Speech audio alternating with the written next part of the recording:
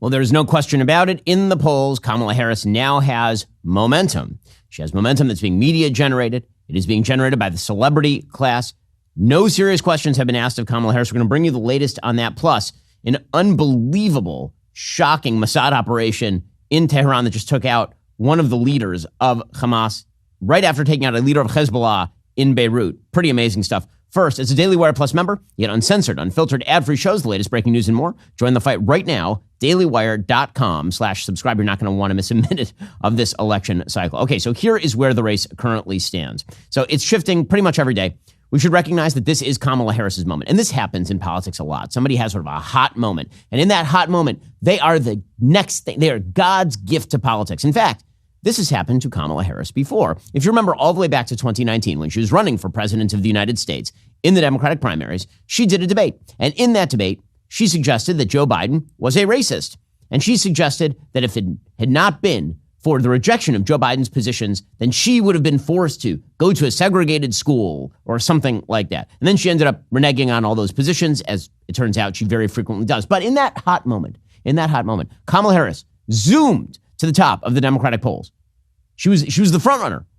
And suddenly, it seemed as though the race was changed. And then she came back to earth because it turns out that political campaigns, relatively lengthy, a week is an incredibly long time in modern American politics. Remember, about 3 weeks ago, there had been no assassination attempt on Donald Trump. Joe Biden was still the Democratic nominee for president.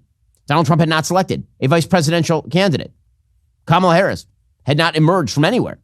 That was 3 weeks ago. So it's been like a week and a half since Kamala Harris emerged as the new star in the Democratic firmament. And we got the entire media flip, the rebrand of Kamala Harris, the 1027th look at Kamala Harris.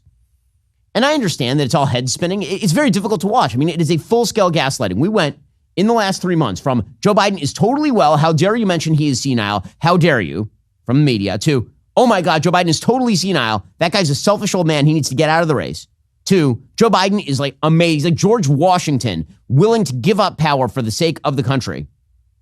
To Kamala Harris, I don't know, maybe Joe Biden shouldn't step down because maybe if he steps down, they get Kamala Harris. Maybe there should be an open convention. To Kamala Harris is the greatest candidate in the history of American politics. That all happened in like the last 2 months.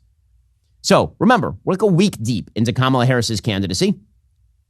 With that said, she does have some immediate balance and momentum out the gate, which you would also expect given the fact that when you replace an actual houseplant, the president of the United States, with a not houseplant, a living human, you're bound to get some sort of bump. And when that person is intersectional, boy, the Democratic elites are going to be so excited about that. So there's a new set of swing state polls out from Bloomberg Morning Consult.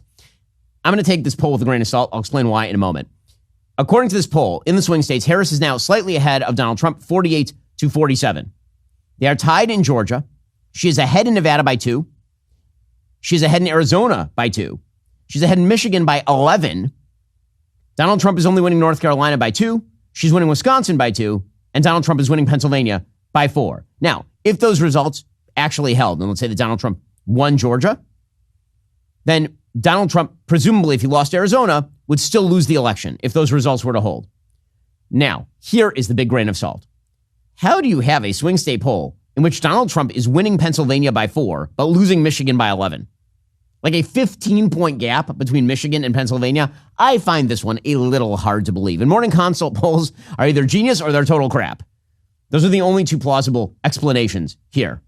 With that said, the levels of enthusiasm for Kamala Harris among Democrats are obviously jumping. That is not a shock because, again, when you replace a dead person with a live person, that makes a little bit of a difference. According to a new AP NRCP poll, about 8 in 10 Democrats are now satisfied with Kamala Harris. That was like 4 in 10 Democrats who were satisfied when it was Joe Biden. So all the Democrats are coming home, which basically means that we are at where we were before the first debate between Joe Biden and Donald Trump that effectively ended both Joe Biden's candidacy and his presidency. Because let's be real about this, that dude is no longer president. He's no longer sentient. He's completely irrelevant to the public square. The only reason he is sticking around is as a sop to him, as like elder statesman. And we're now finding out that when they do the Democratic National Convention in a couple of weeks, that it's the first night is going to be all about the magic of Joe Biden. He's going to give the opening speech. It's going to be about the incredible performance of the Joe Biden administration. And then it will turn into the celebrity star-studded celebration of Kamala Harris. With that said, where does the race currently stand? According to Nate Silver, who again, I think is the best poll analyst in the country, he says that right now, Kamala Harris has a better than average chance of winning the popular vote, but a worse than average chance of winning the Electoral College. According to his model, right now, Harris has about a 54% shot at winning the popular vote because she's going to drive up the vote in big cities, particularly in blue areas. She's going to win about 47.7% of the vote. Trump would win about 47.1%. But in the Electoral College, Trump currently has about a 60-40 advantage over Kamala Harris, according to Nate Silver. So this is very much a competitive race. Harris does have some momentum, although, again, there's a new Harvard-Harris poll that came out yesterday showing Trump up 4 against Kamala Harris. So the polls are a little bit all over the place, still very volatile. And Kamala Harris has not been asked a single question. A lot of enthusiasm for Kamala, which is incredibly stupid because she's terrible. But you know what's not stupid? Getting life insurance. Getting life insurance will give you peace of mind knowing if something were to happen to you, your family could cover their expenses while getting back on their feet. Policy Genius is the country's leading online insurance marketplace. It makes choosing the right policy for your family easy and quick. With Policy Genius, you can find life insurance policies starting at just $292 per year for $1 million in coverage. Some options are 100% online and let you avoid unnecessary medical exams. Policy Genius has licensed award-winning agents and technology that make it easy to compare life insurance quotes from America's top insurers and find the lowest price. Their team of licensed experts is on hand to help you through the process. Even if you already have a life insurance policy through work, it might not offer enough protection for your family's needs. It might not follow you if you leave your job. Policy Genius works for you, not the insurance companies. That means they don't have the incentive to recommend one insurer over another. Save time, save money, provide your family with a financial safety net using Policy Genius. Head on over to policygenius.com/Shapiro. Get your free life insurance quotes. See how much you could save. That's policygenius.com/Shapiro. Again, policygenius.com/Shapiro. It's just a smart move to have life insurance. Policy Genius can help you do it the right way. Policygenius.com/Shapiro. So right now, she's just doing big, glitzy, glamorous kind of events. And she's bringing out her celebrity friends. And it's the first week, guys. I mean, it's week 1. Everybody's treating this as though we're 6 months into the campaign cycle. For Kamala, we're not. For Kamala, this is literally week 1. And so she's bringing out the big guns. She had a big rally in Atlanta last night. And she brought forth Megan Thee Stallion, our great wordsmith, Megan Thee Stallion, who went on stage and rapped and presumably did her usual routine of twerking and possibly being shot in the foot. And she introduced what she called hotties for Harris, which I guess is different than white dudes for Kamala or white women for Kamala. Now it's hotties for Harris. Don't worry, folks. It's the Republicans who are weird. Here we go.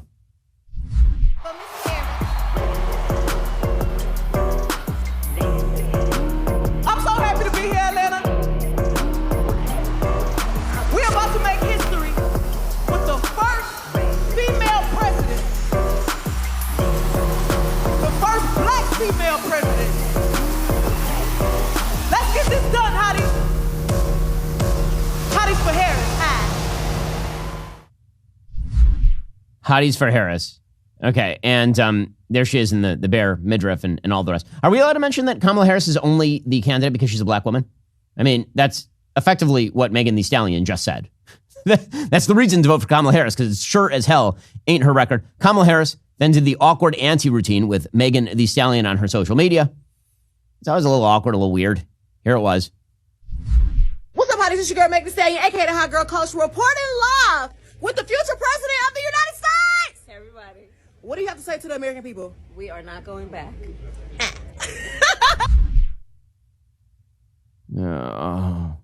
If you find this sort of thing attractive, then I present you with the possibility of 8 years, 8 long years of this. So then Kamala goes out there, and again, arena full of screaming people, very enthusiastic. Obviously, Democrats feeling the momentum. And she says she wants to debate Trump. She wants Donald Trump. Now, listen, the last time a Democrat tried this, it was Joe Biden, and he dared Donald Trump to debate him. And then he proceeded to physically die on the stage. So she might want to be careful what she asks for here. Democrats are playing this game where they're suggesting that Trump is running away from debate because he's not going to accept the same conditions of debate that he had with Joe Biden as he would with Kamala Harris, because they are different candidates. But here is Kamala Harris trying to play this game. Well, Donald, She's so smart and smart. Oh. Well, I do hope you'll reconsider to meet me on the debate stage.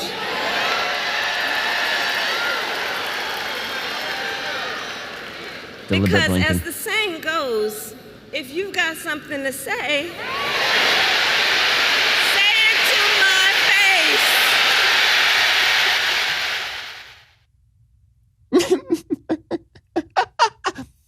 Get ready for that laugh, gang. There'll be a lot of that going on.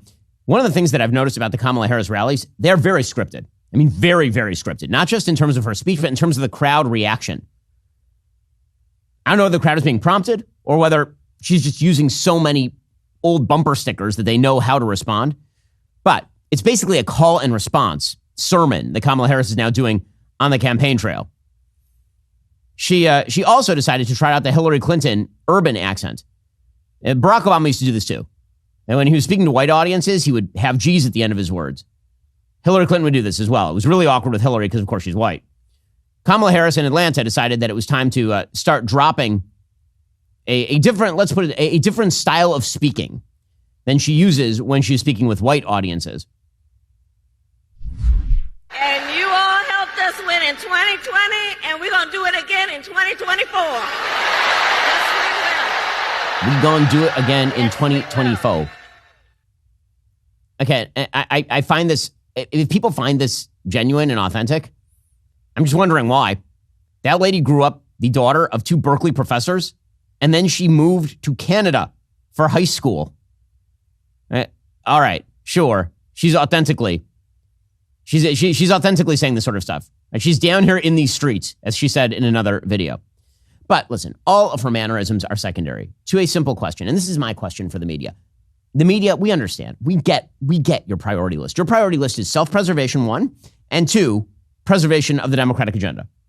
And so that explains your behavior over the past few weeks. Self-preservation required that you go hard against Joe Biden, because the minute that Joe Biden humiliated you on stage and made you feel exposed because you've been complicit in his senility, and then he exposed his senility to everyone. So either you were complicit or you had to act super duper outraged, too outraged. Then you had to get rid of him. And now you're once again basking in the warm glow of friendship and camaraderie with the new Democratic candidate, Kamala Harris. I understand where you're coming. At some point, you might want to stop talking about how Kamala Harris is. She's so brat. She's so brat. You might want to stop talking about weird and brat. And you might want to start asking a question about, like, what is she going to do when she's president? Now, we have some indicators of what she would do as president of the United States. These indicators come from the time that she ran for president of the United States. That was 5 minutes ago. I understand we're supposed to play this game where she can magically take the Etch-a-Sketch, shake it up, and have brand new positions. But that seems kind of bull bleepy. That seems like a bunch of bull crap.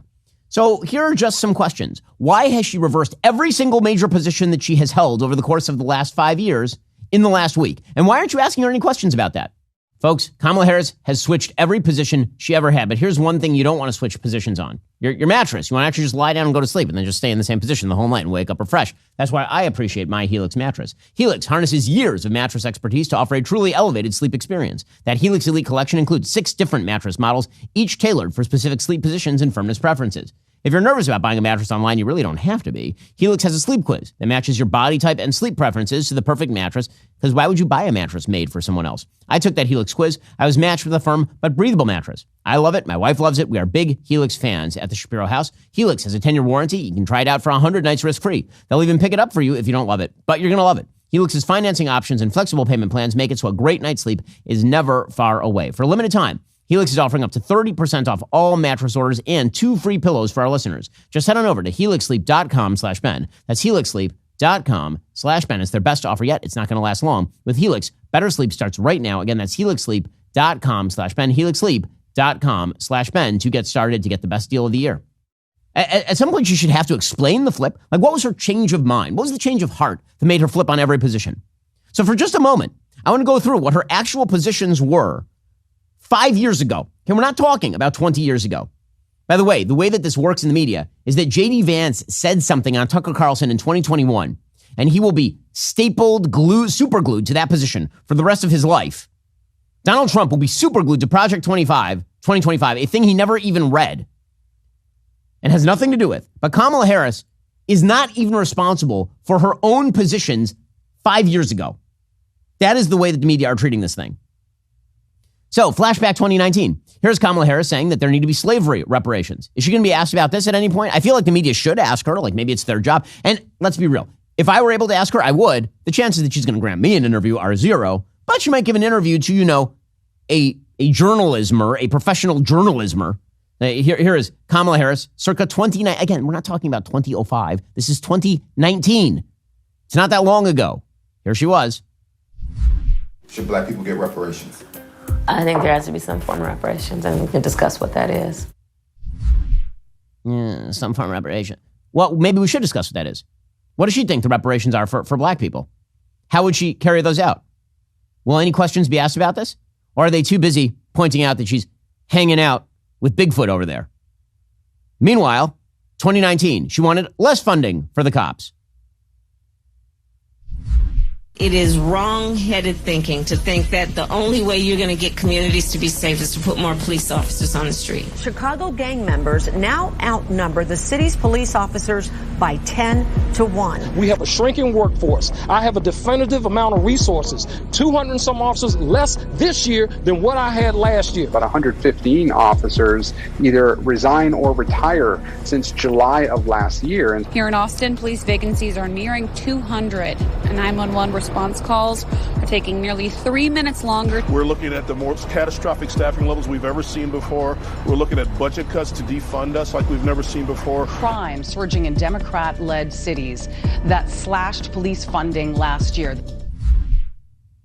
that was 5 years ago when she was saying that we don't need more funding for the cops. It was 2018, 6 years ago, when she compared ICE to the KKK. Here she was doing that. Are you aware of the perception of many about how the power and the discretion at ICE is being used to enforce the laws? And do you see any parallels? I do not see any parallels between I'm talking about perception. Officers and agents. I'm talking about perception. I do not see a parallel between what is constitutionally mandated as it relates to enforcing the law. Are you aware that there's a perception? I see no. Are you aware that there's a perception that puts ICE in the same category as the KKK? Again, that's 2018. She looks the same because she is the same. It is incredible. The ads that she's putting out right now are about how she was a tough on crime prosecutor in San Francisco as DA. She left that job in the 2000s.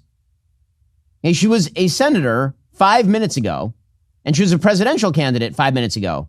And the media are allowing her to run as a tough on crime prosecutor who apparently went straight from being San Francisco DA to a presidential candidate with nothing in between. It's unbelievable. Here is that supposedly tough on crime prosecutor in 2019 raising her hand when asked whether illegal immigration should be treated as a non-crime. She's saying, yes, it should be treated as a non-crime to illegally immigrate. We had a very spirited debate on this stage last night on the topic of decriminalization of the border. If you'd be so kind, raise your hand if you think it should be a civil offense rather than a crime to cross the border without documentation. Can we keep the hands up so we could see them? Bernie Sanders and Kamala Harris raising their hands there. Not a crime to cross the border without documentation. It's just 2019 when she suggested that private health insurance needed to be banned. And this is not that long ago. And here's the thing. Once you're president, you can do whatever you want. You can. So all of her fake moderate positions, they're going to just go away the minute that they are no longer useful to her in getting elected. Here she was in 2019 suggesting that private health insurance might need to be done away with in order to achieve single-payer health care. So just to follow up on that, and correct me if I'm wrong, to reiterate, you support the Medicare for All bill, I think initially co-sponsored by Senator Bernie Sanders. You're also a co-sponsor on it. I believe it will totally eliminate private insurance. So for people out there who like their insurance, they don't get to keep it? Well, listen, the idea is that everyone gets access to medical care. And you don't have to go through the process of going through an insurance company, having them give you approval, going through the paperwork, all of the delay that may require. Who of us has not had that situation where you got to wait for approval and the doctor says, well, I don't know if your insurance company is going to cover this? Let's eliminate all of that. Let's move on. Let's move on. Just move on. Wave of a hand. Just move on with the entire private health insurance business, which would turn America into a Canadian-style socialized healthcare system. Just move on. How about 2019 when she said she was going to ban fracking entirely? Ban fracking, which is going to be great for winning Pennsylvania. There's no question I'm in favor of banning fracking. So, yeah, and starting... No question. And starting None. with what we can do on day one around public lands, right? And then there has to be on day legislation. one. But yes, and this is something I've taken on in California. I have a history of working on this issue. And to your point, we have to just acknowledge that the residual impact of fracking is enormous in terms of the impact on the health and safety of communities. And how about 2019 when she said she wanted to ban plastic straws? And people are treating this as parodic. She's the one who said it. I didn't say she wanted to ban plastic straws. She said she wanted to ban plastic straws, which, by the way, I mean, it's not like top of my voter issue list, but paper straws are the worst thing ever created by mankind. So Kamala wants to ban plastic straws. She wants to seize guns. Like all these things she wants to do makes you a little nauseous. Well, I have a solution for you. Whether you're a frequent flyer or somebody embarking on their first flight, the effects of motion sickness can catch you off guard and ruin your travel plans, especially when you could have been prepared with my friends over at Relief Band. Relief Band is a one-of-a-kind wearable device that both prevents and treats nausea using patented technology. It's not every day that you're on an airplane and you get sick. Relief Band treats more than that. For example, the sick kid in the back seat. My kids get this all the time. Parents suffering from motion sickness at the amusement park, chemotherapy patients, and more. It's better to have a Relief Band and not need it than need it and not have it. I can attest to this from cleaning up vomit from the car. That's actually been a thing that's happened, but not since Relief Band joined the hundreds of thousands of customers who have experienced life-changing relief with Relief Band. Right now, I've got an exclusive limited time offer just for my listeners. Visit reliefband.com. Use promo code Shapiro. You will receive 25% off plus free shipping. That's RELIEFBAND.com. Use promo code Shapiro. That's reliefband.com. Promo code Shapiro. And again, when you use promo code Shapiro, you receive 25% off plus free shipping. Here's Kamala Harris saying we need to ban plastic straws in favor of those crappy things that you get at Starbucks that immediately collapse the minute that you attempt to drink from them. Do you ban plastic straws? I think we should. Yes. I mean, look, I'm going to be honest. It's really difficult to drink out of a paper straw when if you don't gulp it down immediately, it starts to bend. So she acknowledges she still wants to get rid of the plastic straws because she is a totalitarian. That's what she is. And it turns out that it's not just what she was during the campaign. It's also what she was when she was VP. She bragged in 2021 about being the last person in the room making decisions with Joe Biden on Afghanistan. Afghanistan is the single worst foreign policy failure of the United States in my lifetime because I'm not old enough for Vietnam. And here is Kamala Harris bragging in 2021 about how she was the last person in the room with Joe Biden making those decisions, which means it's on her. It's on her. Those dead service people, on her. The tens of thousands of people who are allied with the United States left behind to be slaughtered by the Taliban, on her. All those women who have now been forced back into burqas and into basements, on her. She's the one who said it. I didn't say it. She said it. When is she going to be asked a question about this? When? President Biden always said that he wants you to be the last person in the room, particularly for big decisions, just as he was for President Obama. He just made a really big decision. Afghanistan. Yes. Were you the last person in the room? Yes. And you feel comfortable? I do. Why is she not being asked about that? Why? Hey, how about in 2021 when she was put in charge of the border? Yes, she was. Joe Biden said so. He said he was going to send her to the Northern Triangle to try and stymie the illegal immigration happening across the border. And then she was asked by Lester Holt famously about whether she'd ever been to the border. And she gave this bizarre answer. Do you have any plans to visit the border? At some point, we are going to the border. We've been to the border. So this whole thing about the border, we've been to the border.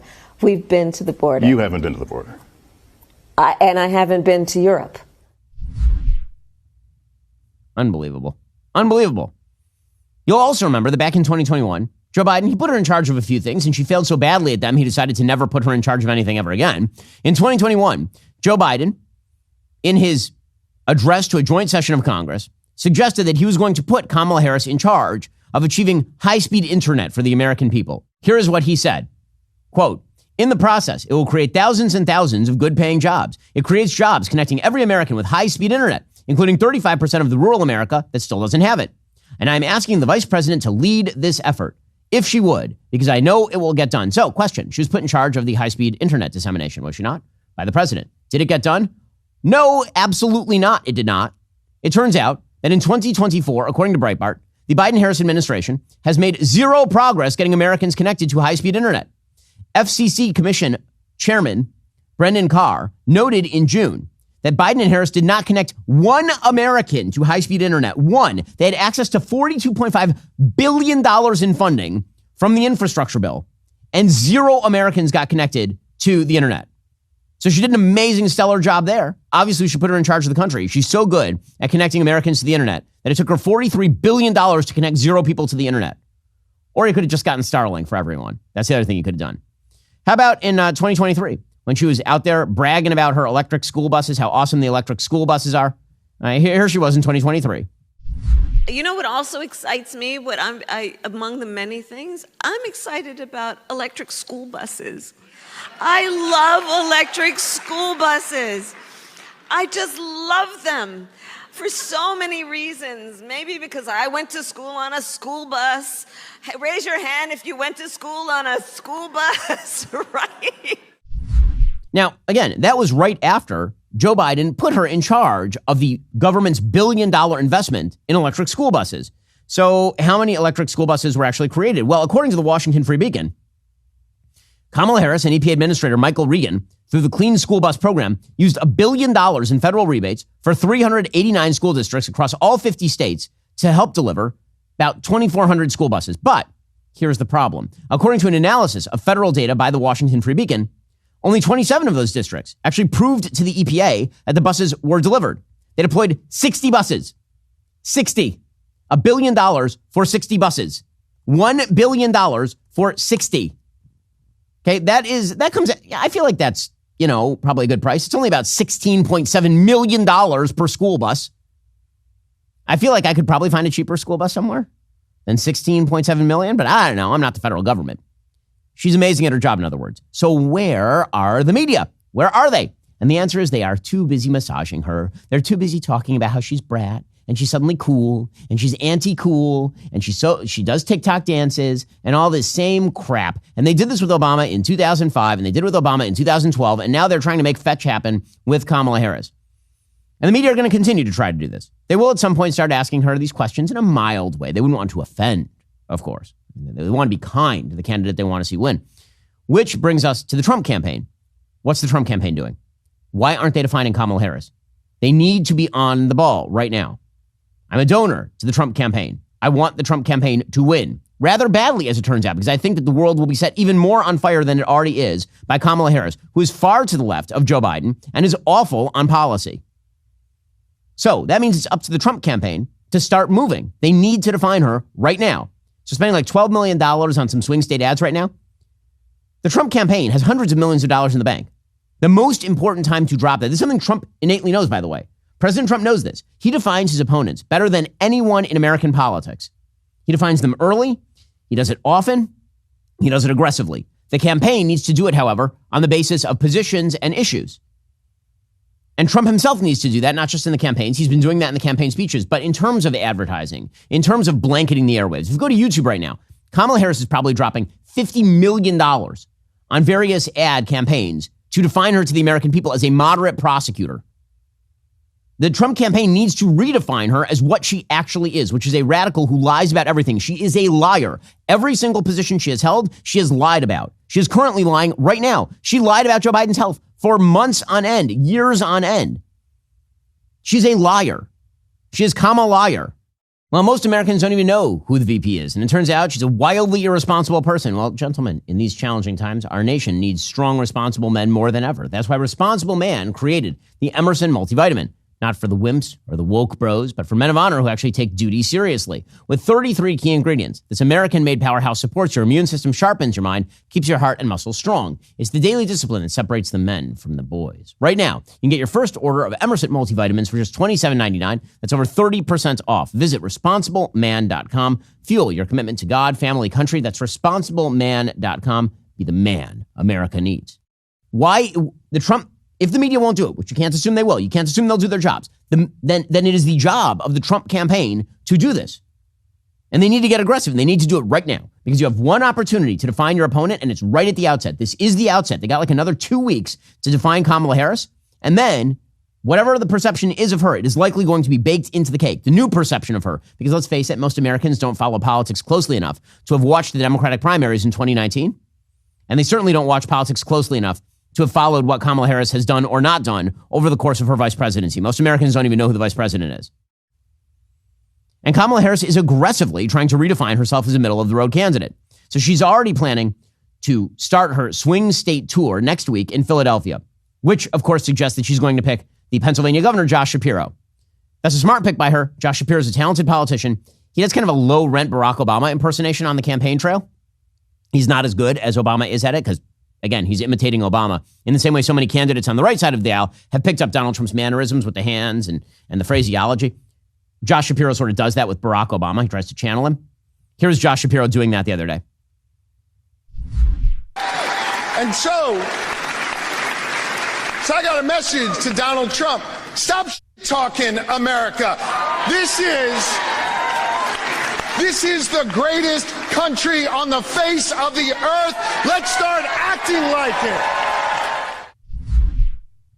It is amazing, by the way, how Democrats shift from this place is just a racist bleep hole to this is the greatest country on the face of the earth the minute that they have to run a campaign. They go from America is systemically rooted in racism. It is a place of deep inequality and corporate evil. And they go right from that to this is the greatest country on earth. How dare you insult America? It really is pretty impressive. So Josh Shapiro is the front runner in the clubhouse right now for the nomination. That's also an attempt to win back some of the Jewish vote that is leaving the Democratic Party in droves because of their association, as it turns out, with pro-Hamasniks in their own party. So Josh Shapiro would be an attempt to moderate on that position. Also, he is perceived, though he is not, as a political moderate. He in the past, for example, has backed school vouchers in Pennsylvania, which will bring up some issues with, say, the American Federation of Teachers. At the same time, he's also spoken out very forcibly about the transing of the kids, like in favor of. So he is not a particularly moderate guy, but he is perceived as moderate in Pennsylvania. He has about a 60% approval rating in Pennsylvania. Pennsylvania is, in fact, a very crucial swing state that will be decided by a very thin margin. So Josh Shapiro is the likely frontrunner for this. And again, the fact that they are initiating this in Philadelphia suggests that Josh Shapiro will probably be the pick. Only about 5 people are apparently in serious contention. Josh Shapiro, Tim Walz. Tim Walz, I would be shocked if she picks Tim Walz, the governor of Minnesota. He doesn't bring anything. Senator Mark Kelly of Arizona, who I think is being bandied about more as sort of a stalking horse for Josh Shapiro. Governor Andy Beshear of Kentucky, who I think took himself out of contention with a series of not particularly wonderful interviews. Also, he's not from a swing state. And Pete Buttigieg, the transportation secretary, who definitely will not be the guy because even the Democrats are not stupid enough to run an all intersectionality ticket. That'd be a very foolish move of them if they want to win, say, blue-collar white voters in Michigan, Pennsylvania, and Wisconsin. And Democrats do need a breakthrough in Pennsylvania, given the fact that Kamala Harris did say she wanted to ban fracking, which is a pretty major issue in Pennsylvania. According to Politico, VP Harris's decision to reverse her support for a fracking ban is doing little to ease concerns among fossil fuel industries and its workers. And cheerleaders for Pennsylvania Governor Josh Shapiro now see an opening. What Harris needs now, according to Democratic Party boosters, is someone like Shapiro, who has carved a middle ground in the country's number 2 natural gas producing state in the VP slot. And I think, again, Harris, so far she's running a clever campaign. She's trying to redefine herself.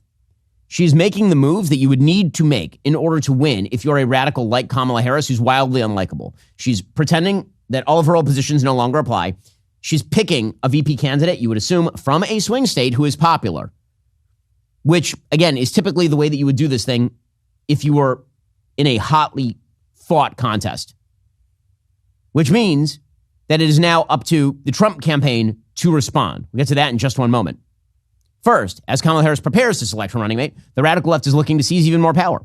While new challenges emerge daily, one thing remains constant. The Daily Wire, we are on the front lines. We cut through the noise. We cut through the nonsense. We deliver you the facts. From our uncensored, ad-free daily shows to our round-the-clock breaking news coverage and investigative journalism, the most trusted names in media live right here. Join us as we fight the left and build the future. You're not going to want to miss one single solitary moment of what we do here. Become a Daily Wire Plus member right now at dailywire.com/subscribe. Okay, meanwhile, now there is blowback in the Democratic Party about Josh Shapiro because he's a Jew. And there's a significant percentage of the Democratic base that will see a pick of Josh Shapiro as a sop to Jews and as a sop to Israel. And they'll be angry about that because there are too many Hamas squad supporters inside the Democratic Party. Maybe Kamala thinks that she can outweigh that by ripping on Israel publicly, as she's been doing for the past couple of weeks. So the question for Donald Trump is what he should do. Now, he is attempting to occupy the middle ground, and that is a smart move. So I know there are a lot of people on the right who are very upset because yesterday, the Project 2025 director, Paul Dans, stepped down at Heritage Foundation after pressure from Trump campaign leadership, ongoing power rift over staffing, control for potential second Trump administration per internal email, which suggests that Project 2025 could theoretically shut down. Heritage Foundation President Kevin Roberts confirmed the news. And now, there are a lot of people on the right who are mad about this because they like a lot of what's in Project 2025. And again, I read Project 2025. I don't see all that much in there that I find personally objectionable. However, it was being used by the Biden-Harris campaign in order to smear Trump with, he's read every aspect of this, he's going to do all of these things, here's his entire campaign program. And Trump is heterodox on a number of these things. He didn't want to be tied to Project 2025. And so one easy way of killing that narrative is killing Project 2025. So just as a political move, and again, politics is about the art of the possible. Politics is pragmatism and principle. It is not just principle. If it were just about principle, then I would require that every Republican politician out loud make clear their pro-life bona fides. Make clear, for example, that they would like to restructure entitlement programs, which everyone knows. Those have to be restructured. But that is not actually how politics works. Politics is the art of the possible, and there's only so much that's going to get done. And so Donald Trump saying, I'm not going to get a lot of this stuff done, and this does not reflect my viewpoint, I think that's probably a politically savvy move by the president. You can see that despite all of the sort of ersatz enthusiasm for Kamala Harris, there is some desperation that is setting in among the Democrats because the reality is that they haven't really been able to peg Trump either. So we've talked a lot about them redefining Kamala in an enthusiastic way, but they haven't really been able to take down Trump. His approval ratings are actually the highest they have ever been at this point in time. And so they're focusing all of their fire on J.D. Vance, who again is an undefined commodity at this point. And they're focusing in particular on his pro-natalist views, his belief that a society rests on people having babies, which again seems fairly inarguable to me. They're also picking the dumbest ways possible to attack J.D. Vance. So yesterday, Molly Jong-Fast, who I have no idea why people think that she's an incisive political commentator in any way, shape, or form. And I have no idea why she would choose the hairstyle that she has. She yesterday made the obscene comment that J.D. Vance is pro-natalist, meaning he wants people to have babies because he only wants white kids, which is weird since he has 2 brown kids. His wife is Indian American. More and more Americans choosing not to have kids, which again emphasizes why J.D. Vance's comments about childless Americans, childless cat ladies, could be so politically damaging. Well, so what's interesting is this natalism that comes from an authoritarian playbook, right? That there need to be more white children, right? That's the idea that there's, this is about great replacement theory, racism, right? This is what this is. So don't misunderstand it for him wanting more children. He wants a certain kind of, racist thing. Unbelievable stuff. So that's their attack line. I think they can go too far. And I think that the Harris campaign is in danger of going too far. They're steering into the very online meme. All the brat, all the weird, all this stuff. Does that have like a major impact on the American voting population? It won't if the Trump campaign can redefine to the issues. They need to find their footing. So far, they seem to be scrambling around a little bit. They're not really sure what to do. But the path forward is very clear. Just play clips of Kamala Harris talking. That's it. That's the entire campaign. Play clips of her in Pennsylvania on a loop. Drop $30 million in Pennsylvania on a loop to show that she wanted to ban fracking and that she cannot be trusted. Drop $30 million on a loop in Michigan saying that she is all for electric cars and effectively wants to end the car industry in the United States. All of these things are true. Go to Wisconsin and point out that she wants a mandatory gun buyback, and her switch in time very late in the campaign is not honest. That's what needs to be pointed out. It's the only response, truly, to the Kamala Harris pseudo-phenomenon the media are trying to craft out of pretty much nothing. It's pretty incredible. Well, speaking of the campaign, it is amazing how quickly the media memory hold that time that somebody tried to hit Donald Trump in the head. That happened like 2.5 weeks ago.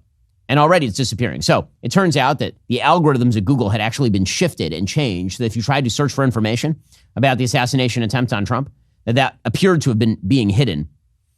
The Secret Service still has not answered any questions as to how it was that a person was on a roof for like 15, 20 minutes with a gun before they sent Donald Trump out there to speak and the Secret Service did nothing about it? Here's the acting Secret Service director yesterday is called to testify. His name is Ronald Rowe, about the Secret Service's failure of imagination. Here's the thing. I don't think it's a failure of imagination. When a person does the most imaginable thing in human history, they go to a roof and try to shoot the most controversial person alive. I think this was a failure of imagination. A failure to imagine that we actually do live in a very dangerous world, where people do actually want to do harm to our protectees. I think it was a failure to challenge our own assumptions. The assumptions that we know our partners are going to do everything they can, and they do this every day. But we didn't challenge our own assumptions of, we assume that someone's going to cover that. We assume that there's going to be uniformed presence. We didn't challenge that internally during that advance. Oh, is that what happened? So Josh Hawley, senator from Missouri, he asked the acting Secret Service director, so why didn't you fire anyone? It seems like if you have literally one job and you fail at it, somebody should lose their job. Okay, so who did make the decision then? If it wasn't the lead site agent, who made the decision not to put that in the security perimeter? Senator, you're zeroing in on one particular agent. I want to find out exactly what was the entire decision process. So I think I want to be neutral and make sure that we get to the bottom of it and interview everybody in order to determine if there was more than one person who perhaps exercised bad judgment. Well, sure. My question is, why don't you relieve everybody of duty who made bad judgment? So yeah, you're right. I am zeroing in on somebody. I'm trying to find somebody who's accountable here. Well, they didn't find anybody accountable. Kim Cheadle had to resign, but that's about it. Nobody lower down on the chain. It is an amazing fact that that's memory hold. If somebody tried to shoot Joe Biden in the head, that would be a national news story for legitimately years, because January 6th has been a national news story for legitimately 4 years at this point. It's an amazing thing. Meanwhile, the other big news of the day yesterday, it truly is it's a great news, wonderful news for the world. 2 arch terrorists are dead. So we told you yesterday about how Hezbollah had fired a rocket into northern Israel, into the Golan Heights, and they 12 Druze children. Druze are not quite Muslims. They're sort of an offshoot of Islam about 1,000 years ago. And they have their own form of religion, really interesting community. They are strong allies of Israel. They are Israeli citizens, and so Israel was called upon to respond.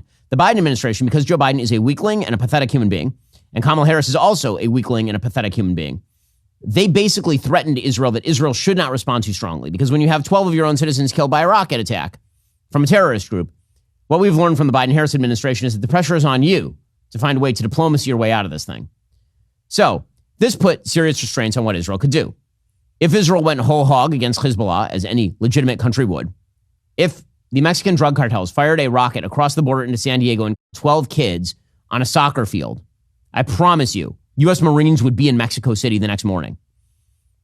But in Israel, that's not the way that it works, because the United States, led by buffoons like the president, who is no longer with us, and the vice president, who actually is probably running the country, that administration basically put the damper on Israel. Like, you can't do anything big. If you do anything big, we're going to be big mads, super mads. And of course, we know the Biden administration has been slow walking military aid to the Israelis to prevent them from being able to take Hezbollah off their northern border.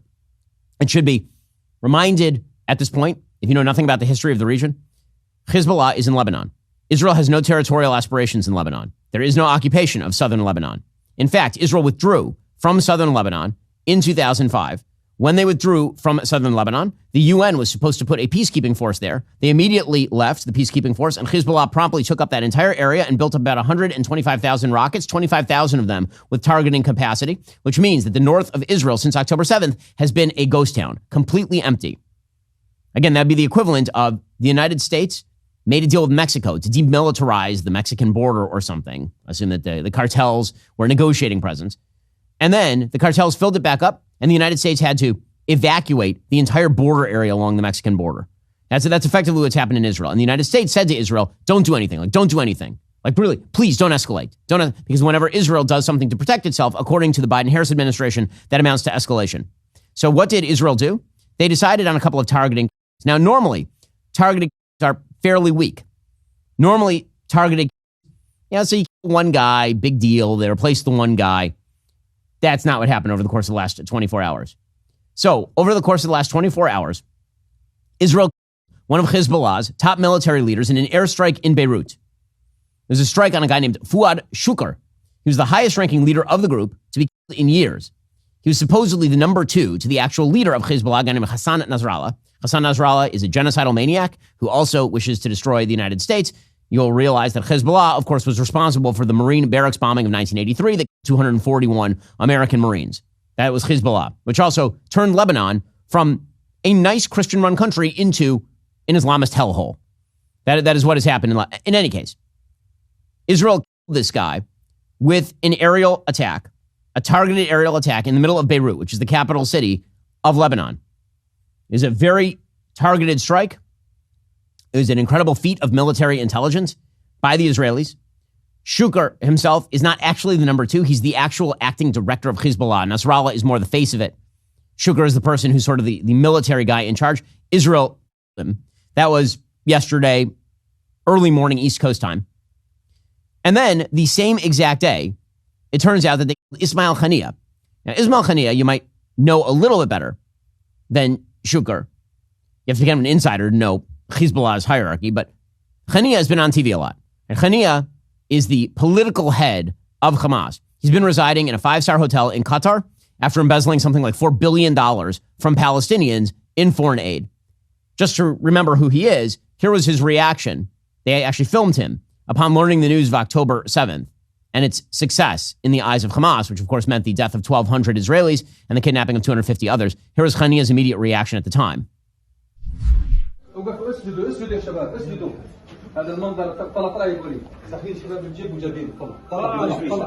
They're watching it on TV, and they're praising Allah. They're all doing Allahu Akbar, and praising Allah for the death of Jews. Taking off the shoes, the full deal. That is Ismail Haniyeh. Okay, that's who he is. There's the prayer. Okay, so Haniyeh showed up at the Iranian inauguration. So the Iranian president, Hassan Rouhani, he died in a helicopter accident. And we can all pray that the Ayatollah Khamenei, that he takes a just as effective a helicopter in the very near future. Here was Haniyeh at the Iranian inauguration of the new fake president, because what Iran does, like most dictatorships, is they prop up somebody, pretend that he won an election, and that the change of face is somehow a change in policy, which it is not. So they invited, of course, as a VIP, Ismail Haniyeh to this particular event. Here he was.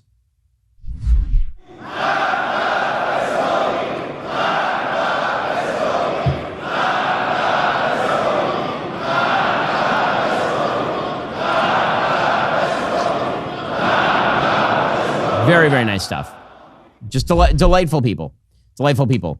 And the thing that they are chanting right there is death to Israel and death to America. That's what they're actually chanting there. So super nice guy. Super nice. In fact, such a nice guy that after Israel killed him, Reuters ran the following headline, quote, tough-talking Haniyeh was seen as the more moderate face of Hamas. Oh, the more moderate face of Hamas. I didn't know Hamas had a moderate face, but apparently they do.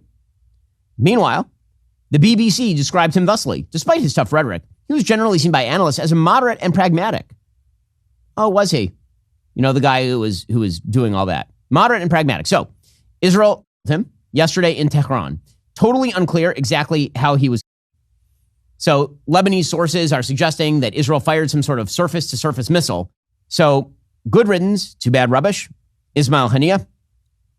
The hue and cry by people like Rashida Tlaib is insane because, of course, all of her friends are getting killed now. It's very upsetting for her.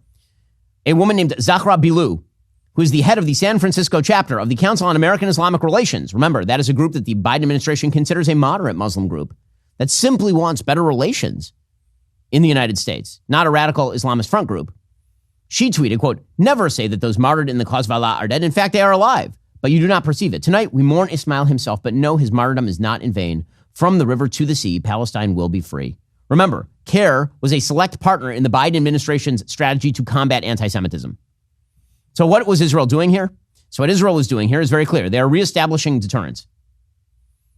What they're doing here is they are suggesting, we know we can't go full scale against Hezbollah right now, not without the United States rearming us in some way. What we also know is that we cannot allow Hezbollah, Hamas, all of the Iranian proxies to empty out our north and kill our citizens willy-nilly. So if you're Israel, what are we going to do? What we're going to do is we're going to kill off your leaders one by one in the places where they're supposed to be most protected. Tehran, literally the capital of Iran, and Beirut, literally the capital of Lebanon. And what that is a message to the Ayatollahs. Like, if you get a little too feisty, we also know where you live, and we'll kill you as well. It is a badass move by the Israeli government, for sure. And there are people who say that's escalatory. You're seeing this from... No, it turns out October 7th was escalatory. You know what else was escalatory? Firing thousands of rockets into Israel since October 7th by Hezbollah, the last one of which, again, 12 Druze kids. Turns out that's kind of escalatory. You know what's de-escalatory? Terrorists. Because when you kill enough of them, then they stop doing the thing. That is the history of terrorism. When you show an iron wall to terrorists, then they are a little more dissuaded from doing the thing that they are sort of famous for doing. Now, Kamala Harris did put out a quick response on the death of the Hezbollah leader. She's not put one out yet on the death of Ismail Haniyeh. Presumably, there will be an in memoriam for him at the DNC. Vice President Harris put out a statement, quote, Israel has a right to defend itself against a terrorist organization like Hezbollah. That being said, we must still work on a diplomatic solution to end the fighting. She's so tiresome. So tiresome, so silly. Diplomatic solution how? You want to diplomacy your way into Hezbollah abandoning the territory south of the Litani River anytime, lady. Go for it. Amos Hochstein's been doing a fabulous job so far. You want to know why the Israelis didn't inform the Americans what they were doing? They would have if Trump were in office. They didn't because they figured that Joe Biden would either leak the information to Hezbollah and Hamas or that he would attempt to put the screws to Israel to stop them from doing things to protect their own citizenry. That's what you're going to get in a Kamala Harris administration, for sure. Alrighty, coming up.